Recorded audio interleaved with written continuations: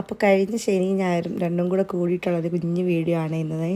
അപ്പോൾ ഇത് ഞങ്ങൾ ഞായറാഴ്ച കാലത്ത്, അതായത് ഓശാന ഞായറാഴ്ച രാവിലെ നമ്മൾ പള്ളിയിലേക്ക് പോവുകയാണേ. ഞങ്ങളിവിടെ ഗോവയിലാണ് താമസിക്കുന്നത്. അപ്പോൾ ഞങ്ങൾ കുർബാനയ്ക്ക് വേണ്ടിയിട്ട് ഇന്ന് പോകുന്നത് ഓൾഡ് ഗോവ ചർച്ചിലാണ്.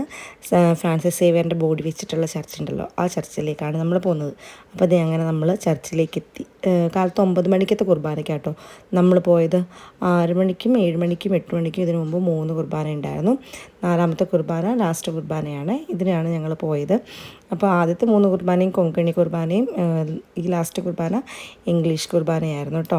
അപ്പോൾ ഇതേ നമ്മൾ പള്ളിയിലേക്ക് എത്തി. അപ്പോഴേക്ക് 3ാമത്തെ കുർബാന കഴിഞ്ഞിട്ടേ ഉണ്ടായിരുന്നുള്ളൂ. ആളുകളൊക്കെ അത് ഇറങ്ങി വരുന്നതേ ഉണ്ടായിരുന്നുള്ളൂ.